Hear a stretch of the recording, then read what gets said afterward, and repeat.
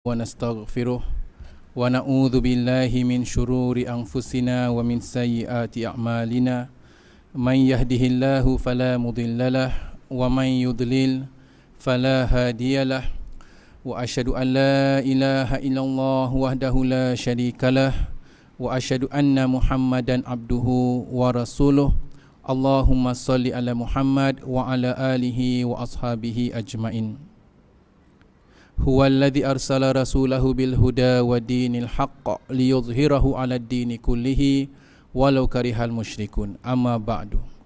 Yang saya hormati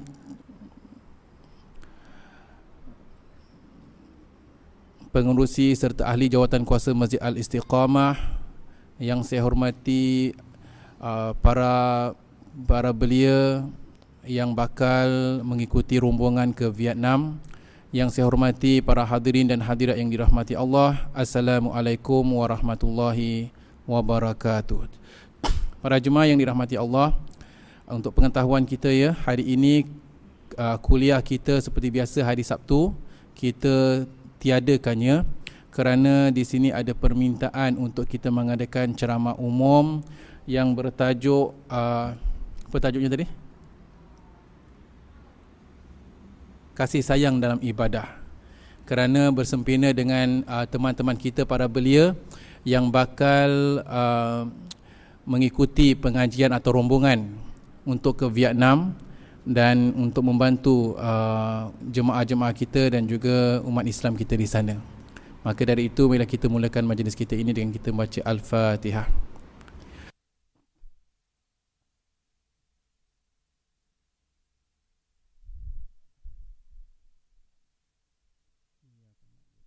Nasta'in ihdinas siratal mustaqim siratal ladzina an'amta 'alaihim ghairil maghdubi 'alaihim waladdallin. Rabbi shrah li sadri wa yassir li amri wahlul 'uqdatam min lisani yafqahu qawli. Alhamdulillah, ma'asyiral muslimin wa zumratal mu'minin rahimakumullah. Kita mengetahui bahawasanya agama Islam adalah agama yang dibawa oleh Nabi Muhammad sallallahu alaihi wasallam. Kita mengetahui bahawasanya Nabi Muhammad sallallahu alaihi wasallam adalah nabi yang terakhir, penutup segala para anbiya. Kita mengetahui bahawasanya Rasulullah sallallahu alaihi wasallam telah diutus kepada umatnya sehinggalah manusia di akhir zaman dengan berbekalkan satu bekalan yang sangat penting, yakni Al-Quran. Selain daripada Al-Quran, walhamdulillah bersama-sama kita ada sunnah-sunnah Nabi SAW. Kita juga mengetahui bahawasanya sunnah Nabi terbagi kepada beberapa jenis. Ada dinamakan sebagai sunnah fi'liyah, perbuatan Nabi SAW. Ada pula dikatakan sebagai sunnah qauliyah, kata-kata Nabi SAW. Selain daripada itu, ada juga sunnah taqririyah, yakni takrir Nabi atau keredaan Nabi SAW, di mana Nabi SAW tidak melakukan sesuatu perkara, tidak mengucapkan ataupun tidak melakukannya, tetapi para sahabat melakukan sebagian perkara itu di hadapan Nabi SAW dan Nabi mendiamkannya sahaja. Diamnya Nabi, takrir Nabi ini dikatakan sebagai persetujuan Nabi SAW. Jadi bersama kita ada Al-Quran, bersama kita ada sunnah Nabi SAW untuk kita meneruskan kehidupan kita, menjadikan kita sebagai seorang yang beriman, menjalani hidup. Moga-moga menjalani hidup kita ini diredai oleh Allah Subhanahu wa taala, bersesuaian dengan apa yang diredai oleh Allah Subhanahu wa taala. Sebagai seorang yang beriman, sebagai orang Islam, di sana ada beberapa tuntutan dan tanggungjawab. Kita mengetahui sebagai seorang Islam ada perkara-perkara yang diwajibkan daripada masalah atau perkara-perkara yang digolongkan dalam golongan rukun Islam. Ada pula perkara-perkara yang tidak termasuk dalam rukun Islam tetapi diwajibkan. Rukun Islam kita mengetahui antara lain kita diwajibkan mendirikan solat, berpuasa, berzakat, menunaikan haji ke Baitullah. Tetapi selain daripada itu juga kita mengetahui juga bahawasanya sebagai umat Islam ada tanggungjawab, ada perkara-perkara yang diwajibkan.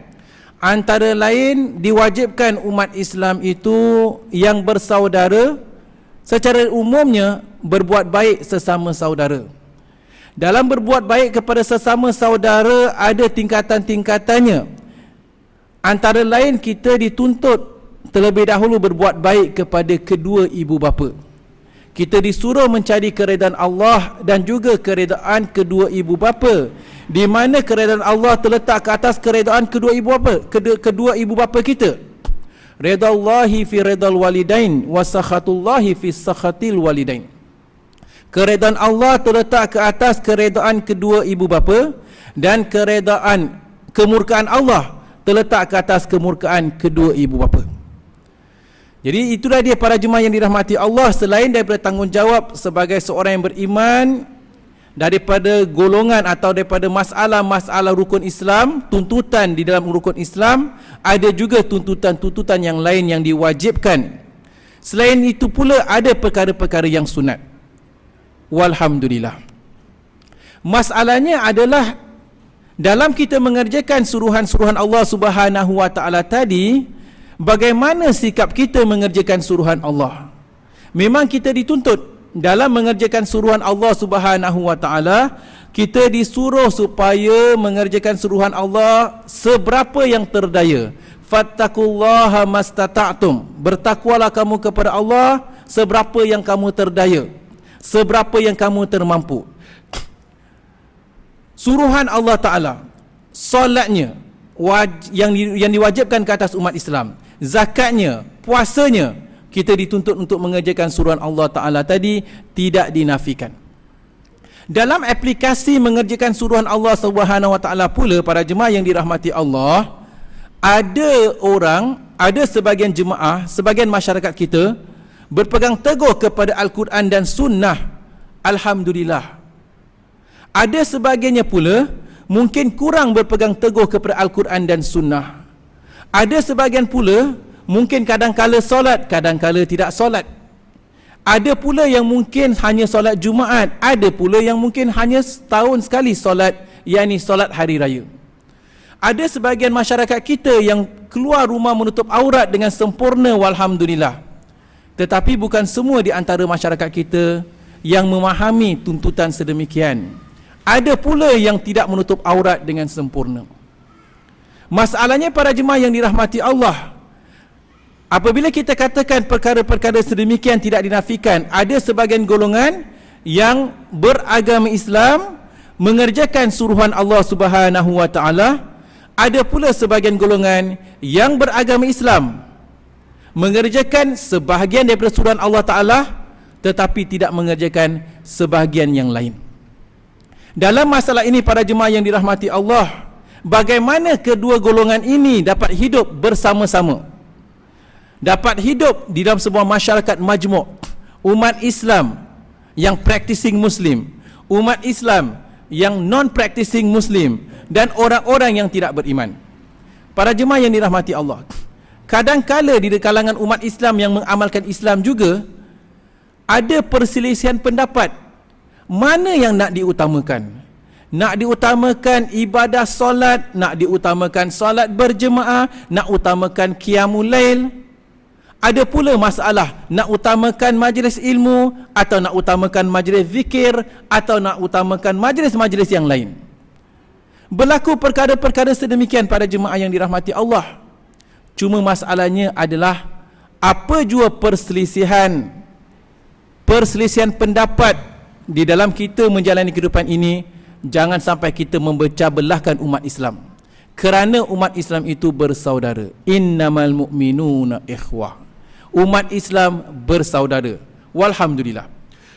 Para jemaah yang dirahmati Allah, dalam kita menjalani kehidupan ini, dalam kita mengerjakan suruhan-suruhan Allah Ta'ala, tidak dinafikan kita akan berusaha mencari keredaan Allah Subhanahu wa taala. Kita akan berusaha untuk mengerjakan apa jua yang Allah Subhanahu wa taala telah wajibkan. Tetapi pada masa yang sama kita perlu sedar, kita akur Di sana ada beberapa kawaid yang ada dalam Islam. Secara umum sebagai contohlah para jemaah, kita ingin mengerjakan suruhan Allah Ta'ala seberapa yang terdaya, mencari keredaan Allah. Walhamdulillah. Pada masa yang sama, Nabi SAW juga ada memberikan beberapa kaedah, kawaid. Sebagai contohlah, dalam Islam, Rasulullah SAW menekankan, inna dina yusrun, ketahuilah agama itu mudah. Jangan kita memberat-beratkan. Agama itu mudah. Inna dina yusrun, sesungguhnya agama itu mudah. Walan yushadda dina ahadun illa ghalabah, tidak akan ada orang-orang yang memberat-beratkan dalam urusan agama kecuali pasti mereka akan dikalahkan. Maksudnya apa? Rasulullah tekankan, inna dina yusrun, agama itu mudah. Walan yushadda dina ahadun illa ghalabah, tiada siapa yang memberat-beratkan urusan agama kecuali dia akan dikalahkan. Dalam masalah ini menunjukkan, dalam kita mengerjakan suruhan Allah Subhanahu wa Ta'ala, alhamdulillah, kita perlu faham juga bahawasanya agama itu mudah, tidak memberatkan umatnya. Kalau ada sesuatu masalah yang kita rasa sampai terlalu memberatkan kita, ketahuilah, mungkin ada silapnya. Adakah ada perkara-perkara yang kita kurang faham, kita salah faham, atau mungkin kita memberat-beratkannya tanpa sebab dan sebagainya. Kita bukan kata untuk kita meringan-ringankan hukum, tidak. Tetapi para jemaah, Islam itu mudah. Sebagai contohlah, dalam tuntutan kita berpuasa, walaupun kita diwajibkan berpuasa pada bulan Ramadan, tetapi bagi barang siapa katakan yang sakit, fa in kuntum marda aw ala safarin fa iddatu min ayyamin ukhar, barang siapa yang sakit ataupun yang bermusafir, maka mereka dibenarkan untuk tidak berpuasa dan berpuasa pada hari-hari yang lain. Jadi dapat kita lihat di sini pada jemaah, bukan berarti kita diwajibkan berpuasa pada bulan Ramadan, kita nak berpuasa macam mana keadaan sekalipun, dah sakit masuk hospital dah sarat, dah hamil, nak melahirkan lah, suami masa katakan wajib puasa, mujahadah, tak kira lah. Tidak, ada keringanan dalam Islam yang Allah Ta'ala beri keringanan. Sama ada kita dalam negara, contoh kita sakit dalam negara, atau kita sihat tapi kita bermusafir, diberikan keringanan untuk kita tidak berpuasa. Islam itu mudah, jangan terlalu memberat-beratkan. Ini contoh pada jemaah yang dirahmati Allah. Mereka-mereka yang bermusafir pula, Allah Ta'ala beri keringanan. Kita bermusafir, maka kita dibenarkan untuk mengkasarkan solat, kasarkanlah solat. Kita dibenarkan untuk menjamakkan solat, jamakkanlah solat. Jamak dan kasar, apa arti jamak? Menghimpunkan antara solat zuhur dan asar ataupun maghrib dan isyak, kita menjamakkan. Apa arti kasar? Kasar kita memendekkan. Solat yang 4 rakaat, kita tidak tunaikan 4 rakaat, kita hanya tunaikan 2 rakaat saja. Alhamdulillah, keringanan dalam Islam. Mungkin ada orang bertanya, Ustaz, zaman dulu, zaman Nabi SAW, bolehlah kita menjamak dan mengkasarkan solat? Kerana pada zaman itu mereka bermusafir, naik kenderaan, naik unta. Sedangkan kita pada hari ini penuh dengan kemewahan, penuh dengan kesenangan, kemudahan. Kita bermusafir hari ini naik bus ekspres, aircon pula tu. Naik kereta api aircon, ekspres, atau naik kapal terbang. Kenapa pula kita nak kena ada keringanan, dapat keringanan untuk menjamak dan mengkasarkan solat? Mungkin ada fikirkan demikian para jemaah. Zaman Nabi SAW, Nabi kena bermusafir dengan naik unta. Hadirin dan hadirat yang dirahmati Allah, naik unta dengan naik bas ekspres ataupun kereta api ekspres atau naik kapal terbang, mana lebih mudah? Kita akan kata naik kereta api lah, naik bas, naik kapal terbang. Tapi sebenarnya tak semudah itu. Kedua-duanya ada perkara yang mudah dan sukar bagi perkara-perkara masing-masing. Mungkin kalau naik kapal terbang memang mudah, cepat sampai. Tetapi dari segi kesukaran tidak sama. Contohlah para jemaah yang dirahmati Allah. Kalau orang yang naik unta hari ini, ataupun kita naik kuda, atau naik kenderaan sendiri sedemikian, kita naik, kita penat, kita stop, kita ikat unta kita. Nak solat, stop, ikat unta kita. Solatlah. Nak pergi tandas, stop, ikat. Bukan kata nak pergi tandas, nak mandi hadas pun boleh. Stop, ikat unta, mandilah hadas. Kat laut ke kat sungai silakan. Tapi kalau kita katakan naik kapal terbang, dah masuk waktu, boleh tak kita suruh pilot stop nak tunaikan solat subuh kat bawah? Tak boleh. Tok saya kata demikian para jemaah.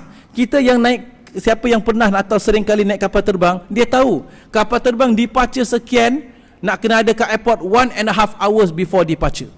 Lambat tak dapat check in, lambat kapal terbang tinggalkan. Ini contoh para jemaah. Kat atas kapal, kat dalam kapal terbang, kat atas lah katakan, kemudian sakit perut, ceret-beret katakan, boleh kata turun sekarang, tak tahan mabuk? Tak boleh. Tak ada nak patah balik. Dah naik atas tu tertinggal, ya Allah tertinggal duit, tertinggal beg duit atau sebagainya. Too bad. Tapi kalau naik unta boleh patah balik. Sama tak? Kesukarannya, kadang-kala yang naik kapal terbang dia lagi sukar daripada naik unta katakan. Ini contoh para jemaah yang dirahmati Allah. Islam agama universal. Islam agama bukan hanya untuk umat kaum kufar Quraisy di zaman Nabi SAW, tetapi bersesuaian sampai akhir zaman. Maka dari itu para jemaah yang dirahmati Allah, kita bermusafir naik kapal terbang sekalipun dibenarkan. Jamak dan kasarlah. Ini keringanan hadiah daripada Allah Subhanahu wa taala. Walhamdulillah.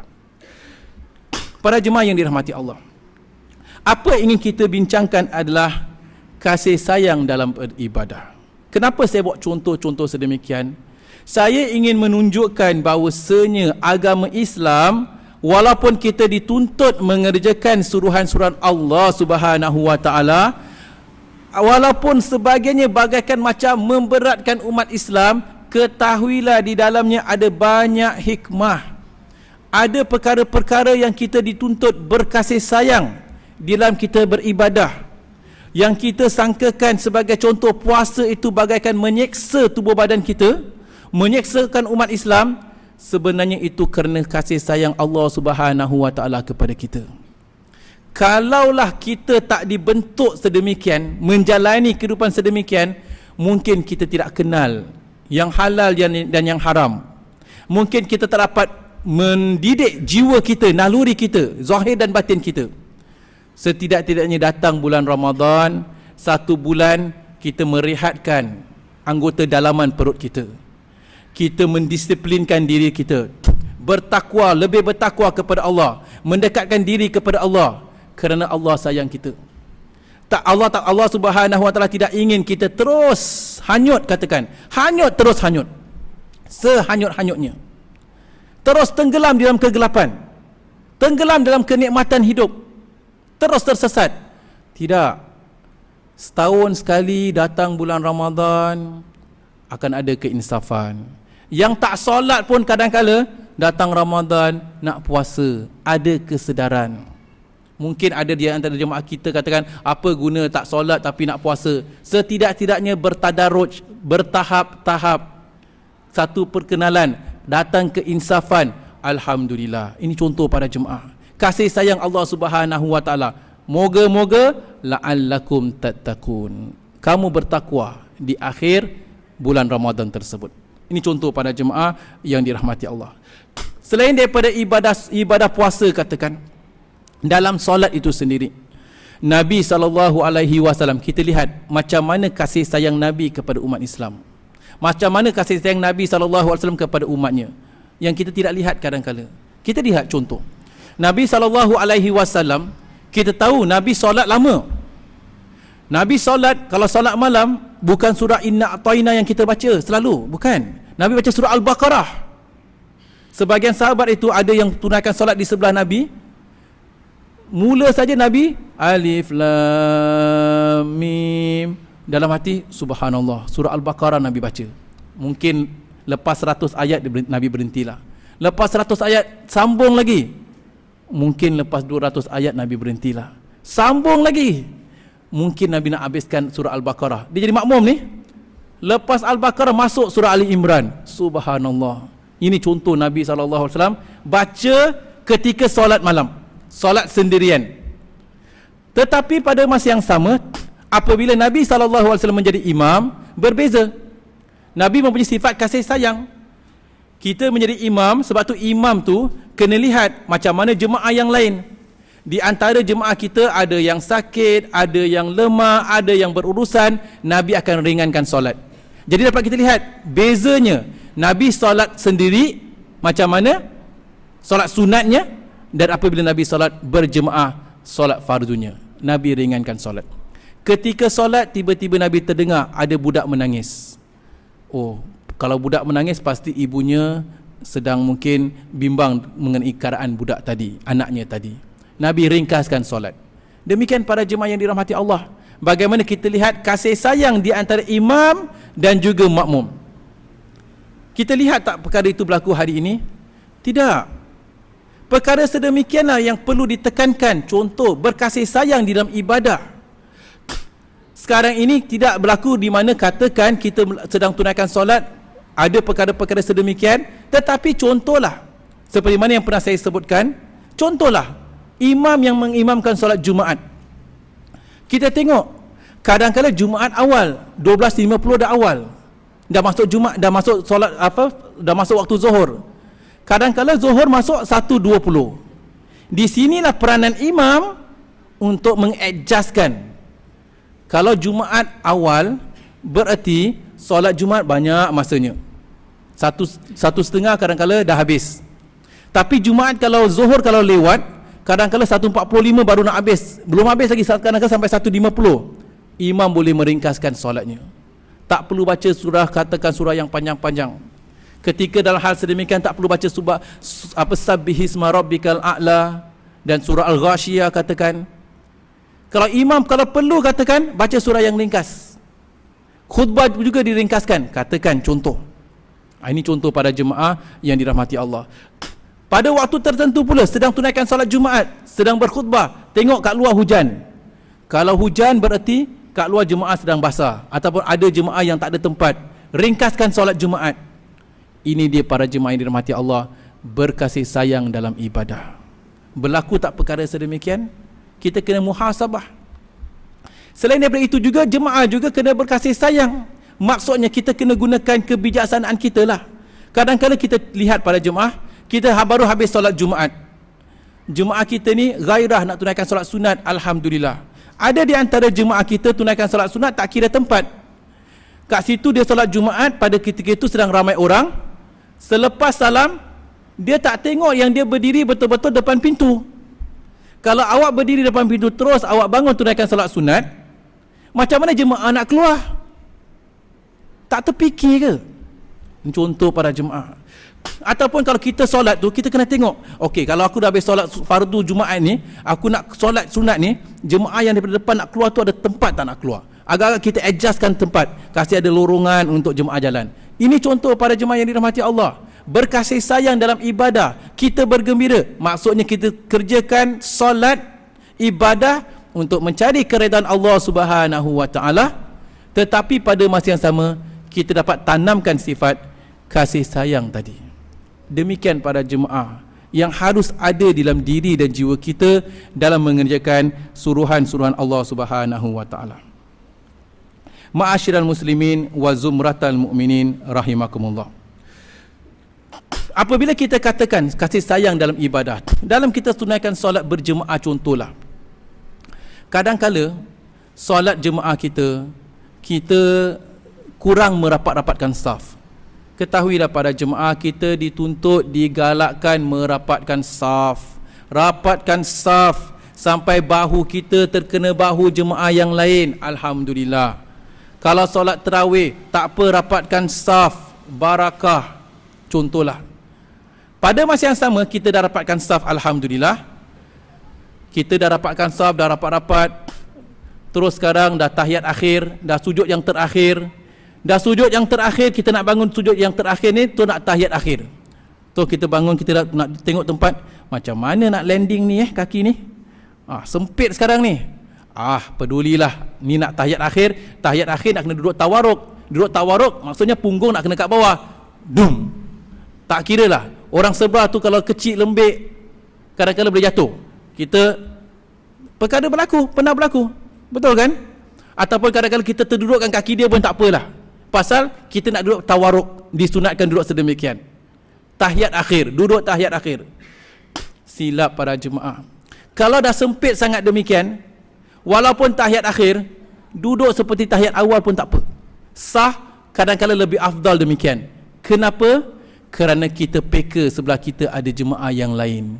Mungkin dia lemah. Kalau kita duduk ke bawah gitu, kadang-kadang dia tak ada tempat. Kadang-kadang kita duduk atas kaki dia, tak mungkin. Kita duduk macam tahiyat awal, macam duduk antara dua sujud. Tapi ustaz ni tahiyat akhir, boleh. Bukan kata tak boleh, dan sah kita duduk demikian. Yang duduk tawaruk itu, duduk yang tahiyat akhir seperti biasa. Selama ni kita duduk seperti biasa. Kalau ada tempat, boleh kita buat demikian. Memandangkan sempit, duduk seperti biasa. Berkasih sayang dalam ibadah. Contoh para jemaah yang dirahmati Allah. Baik. Ma'asyiral muslimin wa zumratal mu'minin rahimakumullah.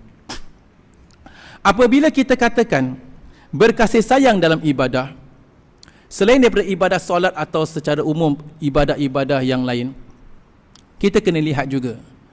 Kadang-kala kita nak berdakwah. Alhamdulillah. Kita memang disuruh menyebarkan agama Islam.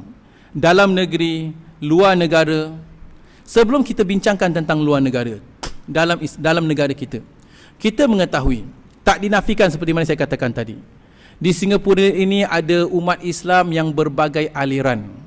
Ada yang suka ibadah tertentu, ada yang mempunyai kefahaman tertentu, pandangan tertentu, hujah tertentu. Bagaimana kita berdakwah? Dalam kita mengajak kepada Islam para jemaah, kalau dapat, cuba elakkan daripada cara mengutuk. Kadang-kala kita ni tak habis-habis kita katakan haram sana, bid'ah sini dan sebagainya lah. Adakah tu cara yang wajar? Bukankah baik kita gunakan cara berkasih sayang? Kadang-kala para jemaah, kita tengok, kita baca hadis Nabi SAW, memang hadis Nabi adalah petunjuk, tetapi kadang-kala kita implementkan terus copy and paste dalam masyarakat kita. Kita kena faham, kadang-kala seperti mana yang seringkali kita tekankan dalam kuliah, masyarakat berbeza, cara berbeza. Kita kena tengok konteks negara, konteks tempat, konteks masyarakat kita. Orang Arab memang jiwa mereka kasar. Orang Arab memang kasar. Cuba kita lihat, kita pergi umrah, memang kasar, kadang-kadang memang tolak saja. Kita solat itu kat depan kita pun dia jalan. Orang Arab, sikap orang Arab yang kasar, kadang-kala perlu cara yang kasar sesuai dengan cara mereka. Kita ni orang Melayu ini orang yang beradab, orang yang bersopan santun, courteouslah katakan. Kita kadang-kadang nak copy and paste cara para sahabat gunakan dengan orang Arab, kita copy and paste untuk masyarakat Melayu, Islam Singapura, kadang-kadang tak kena. Kita kadang-kadang dengan cara berlembut itu yang lebih berkesan, yang tak sesuai pula orang Arab. Kalau kita orang Arab, contoh berurusan dengan orang Arab, kita terlalu lembut pula, dengan dia orang akan kata, awak ni lelaki ke perempuan? Bagi mereka biasa saja. Ini contoh para jemaah. Jadi maksudnya kita kena lihat di mana kita berada. Berbeza keadaan, berbeza cara. Sebab tu dalam kuliah seringkali saya tekankan, kita kena tengok konteks tempat. Kita bagaimana, tempat bagaimana, keadaan bagaimana, cara juga berbeza.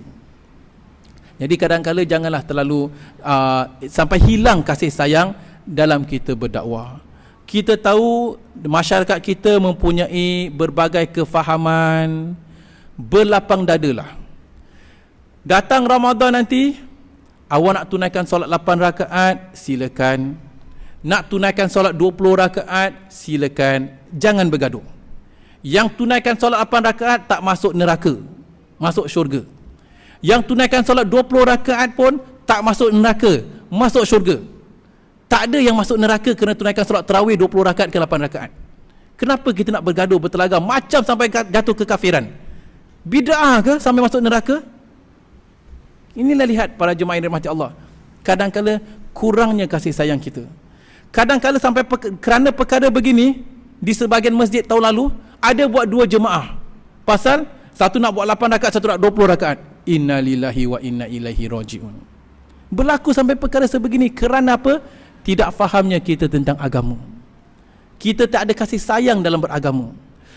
Ada pula contoh umat Islam Singapura pergi ke Mekah, tunaikan solat di Mekah. Daripada Singapura dia dah didoktrin. Awak ingat, awak nak pergi Mekah, mereka orang-orang kat sana tunaikan solat subuh, dia tak ada baca doa kunut. Kita ni orang Singapura, kita ni bermazhab Syafi'i. Atas dasar demikian, kalau tunaikan solat subuh kat sana, once imam lepas i'tidal, awak cepat-cepat baca doa kunut. Ni nasihat Syekh dia, Syekh Haji dia nasihatkan. Pasal kita kena baca doa kunut, diorang tak baca doa kunut, jadi kita selitkan masa cepat-cepat. Salah. Tak ada sampai demikian. Imam itu perlu diikuti. Imam kalau baca doa kunut, kita baca doa kunut. Imam tak baca doa kunut, jangan baca doa kunut. Bukan hanya kat Mekah. Awak kat masjid kat Bencoolen ke, awak kat masjid Anggolia ke, demikian juga halnya. Ini contoh para jemaah yang dirahmati Allah. Kerana silap faham, kecil sangat pandangan mereka, hanya lihat dalam kotak. Ini dia, di mana ada kasih sayang. Bukan hanya demikian, kadang-kadang dituduh pula, dituduh dengan berbagai-bagai tuduhan. Kenapa? Pasal mereka ini fahaman-fahaman tertentu kat Mekah tu, fahaman-fahaman yang menyeleweng. Inna lillahi wa inna ilaihi rajiun. Dia kata, terlihat contoh, awak lihat tak percaya, awak pergi sana, lepas salam, imam ada baca doa tak? Kan imam tak baca doa kan? Kita lihat. Tak betul ke saya kata? Kalau kita belajar, bahkan kita dah belajar dalam kuliah-kuliah kita, kalau kita nak baca doa tu, dalam solat baca doa lebih afdal daripada baca doa selepas solat. Dah belajar kan? Selepas kita baca tasyahud akhir, fil alamina innaka hamidum majid, sebelum kita beri salam, di situ tempat doa. Nabi ajarkan doa. Betul kan? Dah belajar? Kita dah belajar ketika kuliah. Allahumma inni a'udzubika min azabi jahannam wa min azabil qabr wa min fitnatil mahya wal mamat wa min syarri fitnatil masihid dajjal. Nabi baca doa selepas tasyahud akhir, sebelum salam. Ini sunnahnya. Berapa ramai di antara kita yang buat demikian? Lalu kat sana mereka tak baca doa selepas salam, kita katakan mereka salah.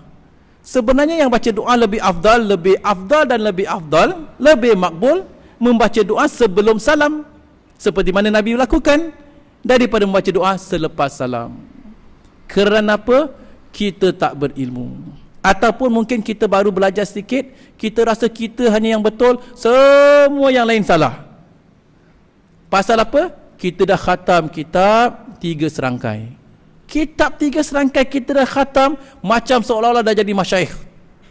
Ini contoh para jemaah. Di mana kasih sayang? Demikianlah. Ma'asyiral muslimin wa zumratal mu'minin rahimakumullah. Apabila kita katakan tentang kasih sayang para jemaah yang dirahmati Allah, ketahuilah, kasih sayang dalam ibadah itu bukan hanya setakat seperti mana kita maklum, bukan setakat solat, zakat, puasa.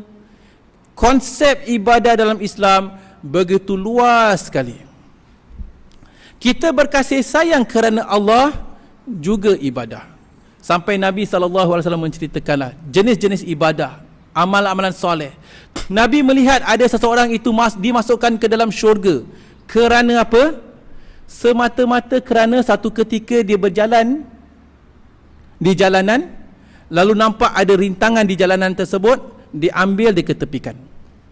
Kerana itu dia dimasukkan ke dalam syurga. Subhanallah. Maksudnya apa? Kita sedang berjalan, nampak rintangan, contohlah nampak duri ke, nampak kaca ke, nampak sesuatu yang boleh memudaratkan orang ramai. Ini kalau aku tak angkat, bahaya orang sebelah aku, belakang aku nanti. Kita angkat, buang dalam dustbin. Pahala kita besar. Setiap orang yang lalu kemudian di situ dengan aman, kita dapat pahala. Ini ibadah. Tosa nak cari ibadah yang nak kena gaduh-gaduh, nak kena kita berselisih pendapat, tak payahlah. Amalan sekecil ini kita dapat buat ke tidak? Cuba amalkan. Kasih sayang dalam ibadah. Kita lalu situ, kotor ni atau duri ni, ataupun kaca ni, atau kulit pisang. Kalau aku tak angkat, mungkin orang bahaya nanti. Angkat ke tepikan. Pahala besar. Sedang kita berjalan, nampak dahan tempat tengah-tengah jalan raya ke, ini kalau aku tak ketepikan, mungkin ada motosikal lalu nanti nak selit, terjatuh pula, kesian, ketepikan. Alhamdulillah, kasih sayang dalam ibadah. Ini contoh. Dalam hadis yang lain yang masyhur yang kita semua tahu, macam mana Nabi SAW ceritakan seorang pelacur yang beri minum kepada seekor anjing di padang pasir. Kehausan anjing tadi, kesian pelacur ni, fikirkan, dikasih minum, dimasukkan ke dalam syurga semata-mata memberi minuman kepada seekor anjing. Subhanallah. Moral of the story, apa pengajarannya? Ibadah itu bukan setakat yang kita faham, yang sering kali kita lakukan, tetapi banyak perkara yang lain yang kita dapat pahala, yang kita sangkakan kadang-kadang kecil, tetapi pahalanya besar di sisi Allah Subhanahu wa taala. Kalaulah katakan berinya minum seekor anjing telah dimasukkan ke dalam syurga, cuba kita fikirkanlah, apa lagi boleh kita buat? Ada sebagian jemaah, untuk pengetahuan kita, dia fikirkan hari Jumaat 2,000 jemaah pergi ke masjid. Apa kata dia nak buat? Katakan dia nak sponsor air. Senang saja, beli air sirap, beli susu, buat air bandung, letak kat depan pintu. Panas hari Jumaat, setiap orang yang masuk lalu nak tengok aja menyelerakan, minum bandung. Alhamdulillah. Contoh, setiap air yang dapat hilangnya haus pada jemaah tadi, pahala dia dapat. Berapa orang dapat minum? 1,000 orang dapat minum. Buatlah bertong-tong, katakan. Dulu orang dulu suka, alhamdulillah, hari Jumaat dia hantar pisang kat masjid. Alhamdulillah. Kemudian orang komplain, apa orang masjid makan pisang aja, lain makanan tak ada ke? Tu dia dah tak hantar lagi. Sekarang dah pisang pun dah tak ada. Contoh para jemaah. Start hantar pisang balik. Mudahlah. Nak suruh hantar durian susah pula kan. Contoh. Maksudnya, apa yang boleh kita fikirkan? Kita fikirkan sesuatu, bagaimana kita dapat memanfaatkan para jemaah. Pahalanya besar. Bukan hanya memanfaatkan para jemaah, kita tengok pun tambah kasih sayang. Innamal mu'minuna ikhwah. Setiap orang yang beriman itu bersaudara. Alhamdulillah, sudi dia minum air aku. Contoh, air yang aku telah siapkan. Kerana lebih baik lagi, apa boleh fikirkan? Contohlah katakannya, budak-budak madrasah, kadang-kadang mereka nak pergi sekolah, nak beli air kat botol mahal. Apa kata aku sponsor lah air kat dalam tong, balang tu. Contoh, satu bulan kalau satu tong $10, mungkin diperlukan satu bulan 10 tong, baru $100. $100, berapa ratus para pelajar madrasah yang dapat minum setiap hari. Alhamdulillah. Kalau perlu dia beli water sprinkler, sponsor. Ustaz, kat madrasah ni saya nak wakaf water sprinkler ni. Setiap titisan air yang budak tu minum dapat pahala setiap hari. Subhanallah. Kasih sayang dalam beribadah. Contohlah para jemaah. Jadi kita lihat, kadang-kadang sebagian jemaah tu, alhamdulillah, ingin mencari keredaan Allah Subhanahu wa taala. Ada sebagian jemaah tak dinafikan. Ada yang pergi umrah setiap tahun. Ramadan pergi umrah, Ramadan pergi umrah. Alhamdulillah. Kalau dia mampu, alhamdulillah, silakan. Tetapi tak nak ke dia terfikir, contohlah ya, tahun lalu aku dah pergi umrah Ramadan, jumlah duit tu, apa kata kalau aku ketepikan, selain daripada umrah Ramadan ni, ibadah kan luas. Kat madrasah katakan, ada para pelajar ujung tahun nak beli kitab, buku pun tak ada. Macam mana? Okeylah, kalau aku pergi umrah, $3,000 plus package, plus belanja $6,000, pergi 2 orang, $12,000.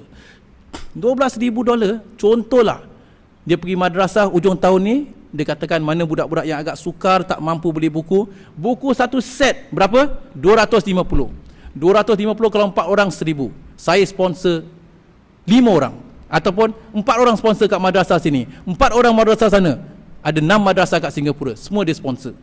1,000 baru 6,000. Para pelajar setiap yang belajar tu, dia dapat pahala. Dia belajar, lanjutkan pelajaran, besok lusa jadi ulama, sentiasa pahala didapat. Ibadah yang penuh dengan kasih sayang. Contoh para jemaah yang dirahmati Allah. Tadi kita katakan pasal air kan, alhamdulillah, kalau kita nak sponsor air sedemikian ataupun beli bukan water sprinkler lah ya, water cooler. Water sprinkler pula. Water cooler tu, alhamdulillah. Ini kat Singapura ada elektrik water cooler, alhamdulillah. Kalau sebahagian tempat tak ada air, contohlah pengalaman saya pergi ke Kemboja katakan. Sebahagian tempat itu mereka masih gunakan air, kalau mereka tinggal di pedalaman, terpaksa lori tank air datang untuk jual air. Datang untuk beli air. Ataupun kalau tidak, mereka terpaksa angkat air daripada jauh, angkat air. Kalau kita pergi ke sebahagian tempat sedemikian, apa kata kita buatkan perigi? Perigi berapa kos? Paling murah lebih kurang ada yang di antara 300 USD. $300 sampai $1,000. Kalau yang agak lebih sukar sampai $5,000 pun ada. Tapi yang murah-murah lebih kurang $300, $500. Dengan $500 kita buat satu perigi, satu kampung dapat manfaat. Subhanallah. Dapat air yang dapat diminum. Masya Allah. Contoh para jemaah. Takkah kita ingin berkasih sayang perkara-perkara sedemikian? Dan alhamdulillah teman-teman kita tak lama lagi akan pergi ke Vietnam. Alhamdulillah. Cuma dalam perkara ini para jemaah yang dirahmati Allah, dalam kita pergi, teman-teman kita akan pergi ke Vietnam, siapa di antara kita katakan yang nak berinfak, silakan. Nak sponsor, silakan. Kat sana ada umat Islam kita yang susah. Kat sana ada umat Islam kita yang fakir betul. Di Vietnam, di Cambodia, di perdalaman di Indonesia dan sebagainya, air minuman pun kadang-kadang tak ada. Apa yang boleh kita buat? Kalau nak pergi ke masjid, katakan kaunter masjid, saya nak sponsorkan perigi, katakan. Contoh, sumbangkan. Saya bukan kempenkan apa-apa, ni nak kempen mencari keredaan Allah Subhanahu Wa Taala.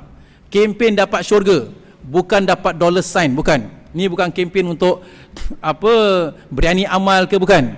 Ini untuk bantu saudara-saudara Islam kita kat sana. Betul kan para jemaah? Tosa banyaklah. Kalau sukar gitu, bilang okeylah, kumpul-kumpulkan. Nak beli syurga sekarang berapa? Kita tahu kalau kita buat perigi, katakan, setiap titisan air yang orang manfaatkan kita dapat pahala. Orang berwuduk kita dapat pahala. Berapa agak-agak cost valuation untuk perkara sedemikian? $2? Kalau $100 ke $200 pun is a very good investment. Betul kan para jemaah? Ini contoh. Ma'asyiral muslimin wa zumratal mu'minin rahimakumullah. Tetapi untuk mereka-mereka teman-teman kita, para belia yang bakal pergi pun, saya setakat ingin ingatkanlah. Pengalaman saya ketika pergi ke Cambodia, ada di antara mereka ada mengadu kat saya. Dia kata, Ustaz, sebelum ini pernah datang jemaah-jemaah rombongan-rombongan daripada Singapura. Dia kata, rombongan tersebut alhamdulillah ketika datang bersemangat nak buat masjid, nak buat itu, alhamdulillah. Masjid pun dah buat setengah jalan. Ketika dah buat masjid, ambil gambar sana, ambil gambar sini, masuk kat surat khabar. Inilah projek kita kat Cambodia, projek kita kat situ, kat sini. Tapi ustaz lepas tu dah keluar kat surat khabar, projek ke mana, ini ke mana, dia terbengkalai. Sekarang ustaz nak tengok, inilah dia masjid dia. Saya tengok masjid dia ada yang tiang tak habis buat pun, ada yang innalillahi wa inna ilaihi rajiun. Kenapa? Kita kena perbetulkan niat kita. Innamal a'malu binniyat. Setiap amalan itu dengan niat. Kalau kita bantu saudara-saudara kita kerana Allah, kita dapat ganjaran di sisi Allah Subhanahu Wa Taala. Tapi kalau kita setakat bantu kat situ, setakat pasal nanti nak masuk surat khabar, ada rombongan pergi ke Vietnam, ada rombongan pergi ke Cambodia, ada rombongan pergi Aceh dan sebagainya, kita dapatlah apa yang kita nak. Masuk surat khabar, masuklah. Tetapi kita hanya meninggalkan perkara-perkara buruk, nama-nama buruk. Pasal kadang-kadang projek pun tak habis. Setakat nak masuk surat khabar saja kan, contoh. Dan pahala pun kadang-kadang tak dapat. Maka perbetulkan niat. Kita perbetulkan niat, pergi ke sana, bantu saudara Islam kita, buat projek biar sempurna, biar dapat dimanfaatkan oleh saudara-saudara Islam kita. Innamal mu'minuna ikhwah. Setiap orang Islam itu bersaudara. Tak kira warna kulit, tak kira bangsa, tak kira warga negara. Di mana mereka berada, dia saudara kita dalam Islam. Bantulah, akan mendapat ganjaran di sisi Allah Subhanahu wa taala. Berkasih sayanglah. Ini contoh pada jemaah yang dirahmati Allah. Kita tahu konsep ibadah tu luas.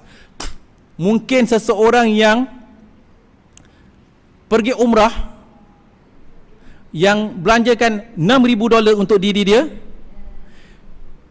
dengan seseorang yang pergi Vietnam, pergi Cambodia untuk bantu saudara Islamnya. Mana pahala lebih besar? Tapi ustaz, dia pergi umrah kan, dia dapat tunaikan solat berjemaah di Masjidil Haram. Tak dinafikan. Tak dinafikan. Banyak pahala dan sebagainya. Tetapi kita kena lihat. Satu amalan, saya bukan larang orang pergi umrah lah. Pergi, Alhamdulillah. Tapi kita kena lihat. Satu amalan maksudnya, kadang-kala memanfaatkan diri kita. Kita dapat pahala. Baca Quran seorang diri, Alhamdulillah dapat pahala banyak sekali. Masya Allah, tabarakallah.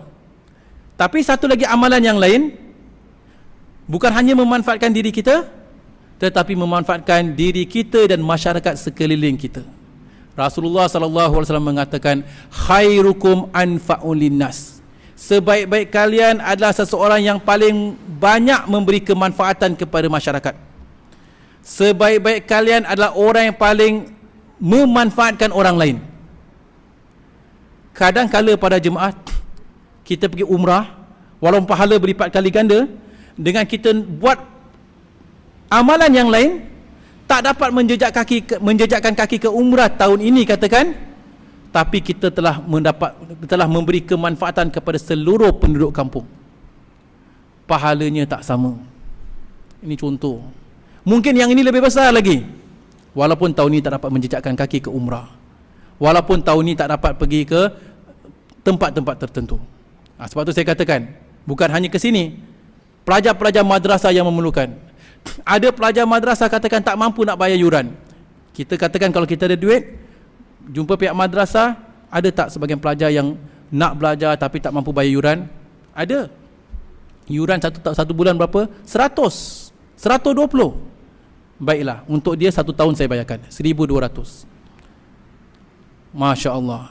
Setiap hari sepanjang tahun tu budak ni belajar, kita dapat pahala. Tak apalah, aku tak dapat pergi madrasah, tak ada anak-anak bunda besar, tak dapat pergi madrasah, ada anak angkat inverted comma. Belajarlah. Tak payah beritahu siapa yang kasih. Tahun ini aku tak payah pergi holiday lah. Holiday selalu belanja 10,000. Aku lebih suka cari 10 orang, aku sponsor mereka punya yuran. Berkasih sayang, Masya Allah. Ibadah ini dia contoh para jemaah. Sebab tu kadang-kadang kita kena lihat yang berkasih sayang dalam ibadah begini. Kadang-kadang yang kita dapat tunaikan solat tarawih 20 rakaat. Ada teman kita tak dapat solat tarawih 20 rakaat.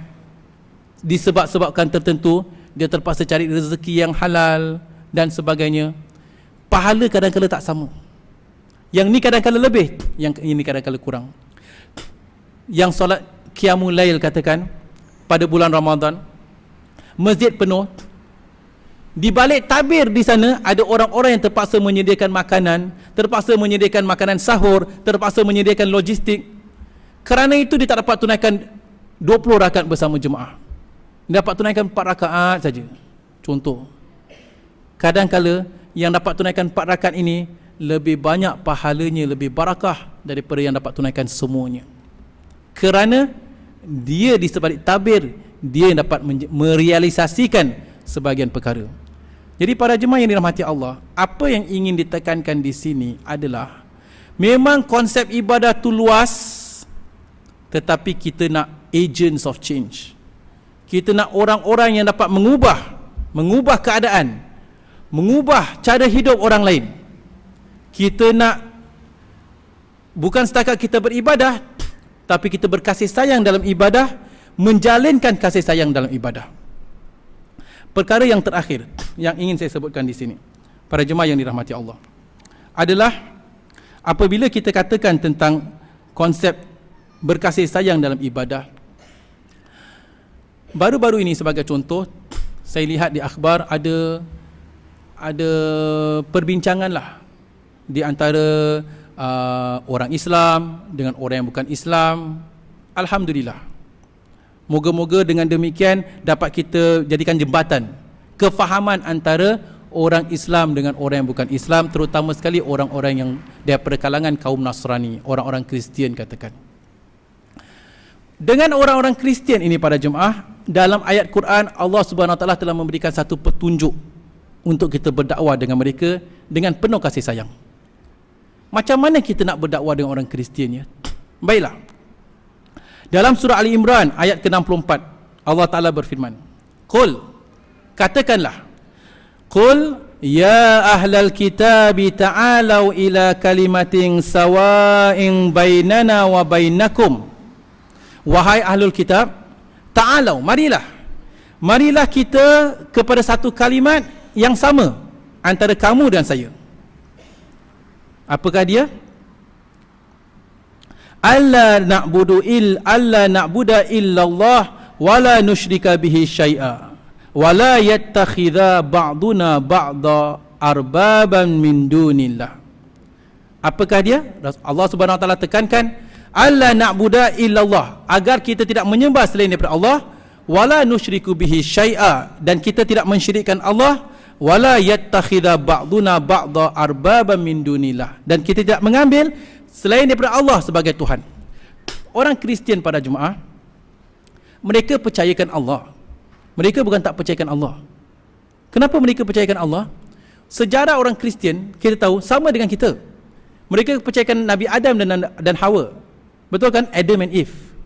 Mereka pun percaya Nabi Yusuf, Joseph. Mereka percaya Nabi Ibrahim, Abraham. Mereka percaya Nabi Yusuf, Nabi Joseph, Nabi Yunus. Mereka percaya kepada Nabi Musa, Moses. Semua mereka percaya. Para nabi ini semua, siapa Tuhannya? Allah. Semua mengajak kepada Allah Subhanahu Wa Taala. Orang Kristian tahu Tuhannya adalah Allah. Cuma masalahnya adalah apabila datang Nabi Isa alaihissalam, mereka mengagungkan Nabi Isa terlalu tinggi pengagungannya sampai ke derajat ketuhanan. Sampai akhirnya mereka sembah Nabi Isa. Mengambil Nabi Isa sebagai perantaraan. Asalnya tujuannya baik untuk mengagungkan Nabi. Mengagungkan Nabi Isa, agung sampai ke derajat ketuhanan. Baiklah, kalau kita nak dakwah kepada Nabi, orang Kristian katakan, kita ada beberapa perkara yang sama, ada beberapa perkara yang kita khilafkan. Perkara yang kita khilafkan adalah mengenai Jesus. Kefahaman orang Islam lain, kefahaman orang Kristian lain. Kita letak tepi. Perbezaan yang lain adalah Nabi Muhammad. Orang Islam terima, orang Kristian tak nak terima. Tak apa, jangan bincangkan sekarang, letak tepi. Jesus letak tepi, Nabi Muhammad letak tepi. Kita bincangkan perkara yang kita agree. Apa kita agree? Sejarah daripada Nabi Adam sampailah sebelum Nabi Isa alaihissalam. Nabi Ibrahim, apakah dakwah Abraham? Apakah dakwah Nabi Musa, Moses? Contoh, semua dakwah tauhid. Kita ada Tuhan yang sama, Allah. Jangan bincang dulu pasal Nabi Muhammad, jangan bincang dulu pasal Nabi Isa, Jesus. Kita bincangkan tentang Allah, tentang Allah. Apa Allah Ta'ala katakan? Allah Ta'ala suruh kita menyeru, Qul, katakanlah, ya ahlul kitab, ya ahlal kitabi ta'alau ila kalimatin sawa'in bainana wa bainakum. Wahai ahlul kitab, marilah kita kepada satu kalimat yang sama di antara kami dengan kamu. Apakah dia kalimatnya? Allah. Yang ini sembah Allah. Alla na'buda illallah, agar kita jangan sembah selain daripada Allah. Wala nusyrika bihi syai'a, dan kita tidak mensyirikkan Allah dengan sesuatu. Wala yattakhidha ba'duna ba'da arbaban min dunillah, kita tidak ambil apa jua sebagai perantaraan. Kita tak ambil sebagai Tuhan-Tuhan yang lain selain daripada Allah. Mari kita sembah Allah. Kalaulah orang Kristian dah mula sembah Allah, Islamlah mereka. Betul kan? Masalahnya adalah orang Kristian ada kesedaran atau mempunyai niat-niat yang apa je perkara lah ya, dia nak sebut nama Allah. Boleh tak dalam Bible ke? Boleh tak orang Kristian gunakan perkataan Allah? Macam mana? Orang Islam dengar, orang Kristian nak gunakan Allah, ini mesti nak sesatkan umat Islam, ini mesti nak mengelirukan umat Islam. Tak boleh, jangan benarkan. Hakikatnya orang Kristian boleh gunakan Allah ke tak? Allah tu Tuhan siapa? Allah Ta'ala bukan Tuhan umat Islam. Allah Subhanahu Wa Ta'ala adalah Tuhan sekalian alam. Tuhan sekalian alam, Tuhan umat Islam, Tuhan orang Hindu, Tuhan orang Buddha, Tuhan orang Kristian, orang Yahudi, Tuhan sekalian alam, Tuhan kepada pohon, Tuhan kepada binatang dan sebagainya. Sabbahalillahi ma fis samawati wa ma fil ard. Telah bertasbih kepada Allah apa jua yang ada di langit dan apa jua yang ada di bumi. Semua mengagungkan Allah. Kalau orang Kristian nak agungkan Allah, boleh ke tak? Patutnya alhamdulillah, silakan. Kenapa kita takut? Masyarakat Islam semua takut pasal kita tahu orang Islam semua jahil. Sikit-sikit tak tahu membezakan yang halal dan yang haram. Orang kafir kalau gunakan perkataan Allah, kita takut nanti kita tersesat. Sepatutnya bukan kita takut kita tersesat, kita gunakan untuk menyesatkan mereka daripada agama yang sesat.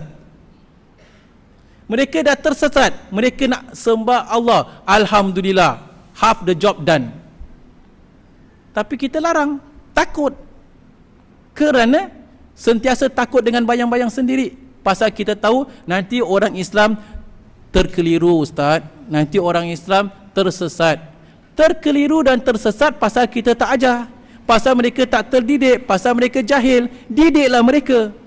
Kalau mereka nak pergi kat kedai, ada pork, ada babi, ada yang halal, ada yang tak halal, takut terkeliru ke?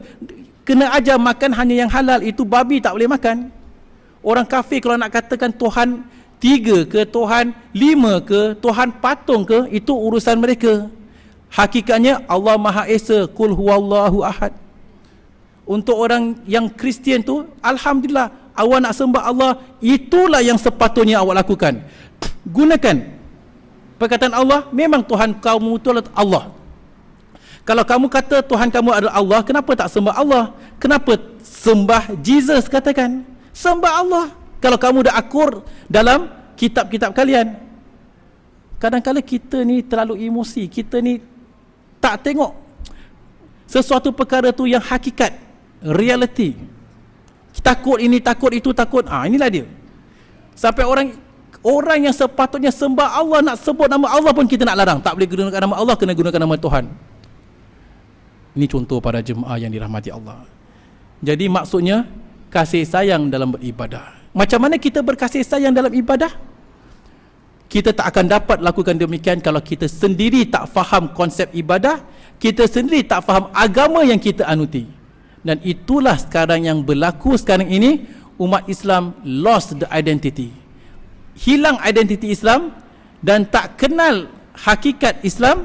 Kita sangkakan ini Islam, kadang-kala sebagainya bukan Islam. Kita sangkakan majlis ini bagus, ibadah, sebenarnya bukan majlis ibadah. Mungkin kita boleh bawa 15,000, 30,000 orang ke dalam satu expo, satu majlis. Kadang-kala majlis itu pun bukan ibadah di sisi Allah Ta'ala. Contoh para jemaah, pasal kita kehilangan, kita tak tahu ke mana arah yang hendak kita tuju. Dan kadang-kala sebahagian pemimpin kita pun tak tahu ke mana arah masyarakat ingin dibawa. Jadi para jemaah yang dirahmati Allah, moga-moga secara ringkas ceramah kita pada malam ini, pada pagi ini, yakni kasih sayang dan dalam beribadah, dapat membuat kita renung sejenaklah. Ada tak selama ini kita berkasih sayang dalam ibadah? Kita beribadah untuk cari keridaan Allah. Nak tahu pas ke tidak, kita buat ini dapat keridaan Allah ke tak? Kita buat ini kerana keridaan manusia atau keridaan Allah? Kita buat ini pasal ikut-ikutan atau pasal ada dalil dalam Al-Quran, dalil dalam sunnah? Kita tak tahu sesuatu masalah, senang saja. Kita ada dalil, ada Quran, ada sunnah. Ada tak Nabi buat? Ada tak para sahabat tak buat? Ada tak para sahabat buat? Nabi buat, para sahabat buat, kita buat, alhamdulillah. Nabi tak buat, para sahabat tak buat, kalau kita nak buat, kita kena tanya, ada tak something is wrong somewhere?